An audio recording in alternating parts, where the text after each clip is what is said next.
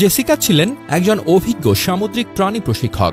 ছোটবেলা থেকেই তার স্বপ্ন ছিল সমুদ্রের প্রাণীদের সঙ্গে কাজ করবেন, তাদের ভালোবাসবেন, তাদের রক্ষা করবেন।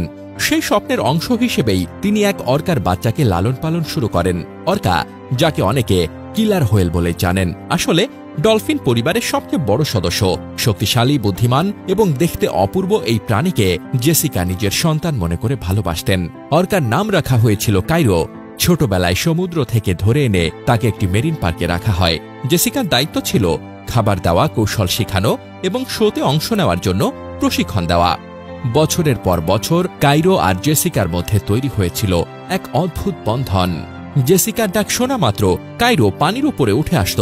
শো চলাকালে দর্শকদের সামনে তারা একসঙ্গে লাফাতো, খেলত, কৌশল দেখাত।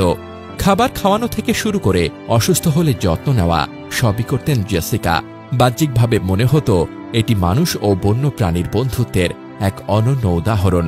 তবে 2025 সালের এক বিকেলে স্বাভাবিক রুটিন অনুযায়ী জেসিকা ও কাইরো শো ছিল। শো শুরু হওয়ার আগে ট্রেনিং সেশনে জেসিকা পানির ট্যাঙ্কে নামেন। প্রথম দিকে সবকিছু স্বাভাবিক থাকলেও কিছুক্ষণের মধ্যেই কাইরোর আচরণ বদলে যায়। সে বারবার ট্যাঙ্কের চারপাশে ঘুরছিল, স্বাভাবিক সিগন্যাল উপেক্ষা করছিল, পানির নিচে লুকিয়ে থাকছিল এবং হঠাৎ উঠে আসছিল। হঠাৎ করেই কাইরো বজ্র গতিতে জেসিকার দিকে ধেয়ে আসে।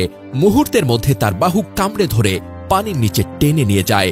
দর্শকরা প্রথমে ভাবেন এটি হয়তো শোয়ের অংশ, কিন্তু কয়েক সেকেন্ডের মধ্যেই পরিস্থিতি নিয়ন্ত্রণের বাইরে চলে যায়। ট্যাঙ্কের নীল জল রক্তে লাল হয়ে যায়। প্রশিক্ষক দলের একাধিক সদস্য চেষ্টা করেও জেসিকাকে কায়রোর কবল থেকে ছাড়াতে পারেননি। কয়েক মিনিটের মধ্যেই সবকিছু শেষ হয়ে যায়।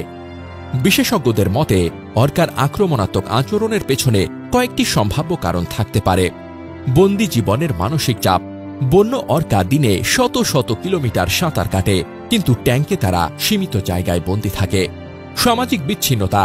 অর্কা স্বাভাবিকভাবে দলে বাস করে, কিন্তু বন্দী অবস্থায় তাদের অনেক সময় একা রাখা হয় বা জোর করে অন্য অর্কার সঙ্গে রাখা হয়। প্রাকৃতিক শিকার প্রবৃত্তির দমন। শিকারের সুযোগ না থাকায় হঠাৎ সেই প্রবৃত্তি সক্রিয় হয়ে যেতে পারে। এই ধরনের ঘটনা নতুন নয়।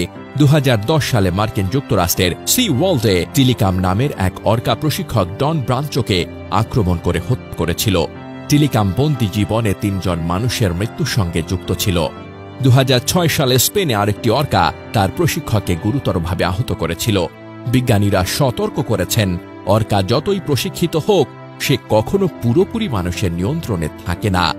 পার্কের কর্মীদের দাবি, ঘটনার পর কয়েকদিন কায়রো পানির উপরিভাগে সে ধীরে ধীরে ঘুরে বেড়াত।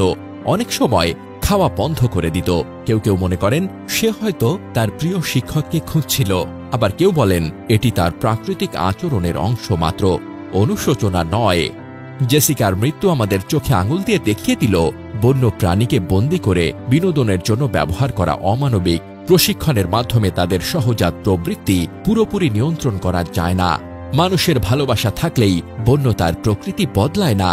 অর্কা হোক বা অন্য কোনো বন্য প্রাণী, তাদের প্রকৃত স্থান হল মুক্ত সমুদ্র, প্রাকৃতিক পরিবেশ।